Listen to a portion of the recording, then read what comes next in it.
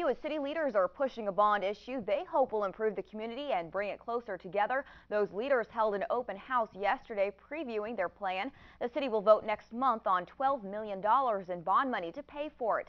The plan includes a new emergency center, new parks and recreation areas, and new land for a community center. Hewitt's mayor says all of the projects are important for this rapidly growing city to keep its identity. We're here in Hewitt. We're our own city. We're growing. We sister with Waco, we sister with Woodway, we sister with Robin Arena at times. So we do join together from time to time to benefit everyone, but we still keep our own identity. The election is set for November 3rd. Coming up next on the Early Edition, could insurance companies be playing favorites when it comes to gender? How some women say they're being forced to pay higher health insurance premiums for less coverage. And President Obama is making promises to help fix the problems in New Orleans, why his critics say his visit was nothing more than just a glorified flyover.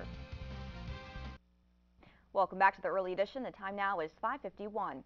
Several investors are still hoping for major gains in the stock market, but they were disappointed yesterday when the Dow Jones Industrial Average only showed a moderate increase. Luckily, the Dow was still above the 10,000 mark, gaining 47 points, but this came only one day after a major jump on Wednesday that brought big profits to companies like JP Chase and Intel Corp. Some critics say the good news on Wall Street is thanks to the trillions of dollars in government assistance provided to the financial sector. Several women are telling lawmakers on Capitol Hill that they are being forced to pay higher health insurance premiums for less coverage. Yesterday, several members of Congress gathered to hear testimony from women who've been battling their insurance companies. Different complaints about inequality were presented, including complaints about insurers trying to pressure some women not to have children. No one in the United States of America, in order to get health insurance, should ever be coerced into getting a sterilization. I find it offensive and I find it morally repugnant. Yesterday, lawmakers were told that women are often charged more for health insurance, as much as 48% more than a man of the same age, and only 11 states forbid health insurance companies from basing premiums on gender. President Obama is promising to help fix the problems that still exist in New Orleans from Hurricane Katrina, but many people are complaining about his 4-hour visit to the city yesterday. His critics say he needs to spend more time looking at the problems around New Orleans, but Obama promised that help was on the way after visiting with a school in the 9th Ward yesterday.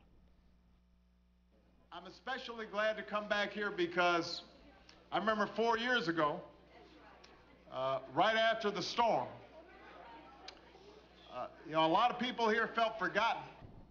When Obama visited New Orleans as a presidential candidate 1 year ago, he mocked former President Bush for not spending enough time there. But now some people are questioning Obama's commitment to New Orleans, and they're calling yesterday's visit a glorified flyover until they see more improvements around the city. And First Lady Michelle Obama is reaching out to the military. She paid a visit to an Air Force base in Pensacola, Florida yesterday to speak with base commanders and military families.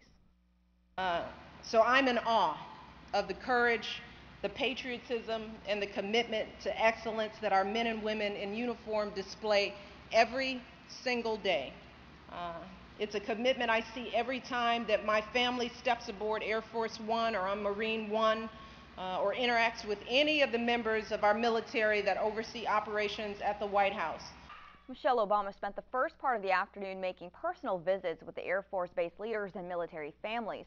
And over the summer, the Secretary of the Air Force designated July 2009 to July 2010 the year of the Air Force family.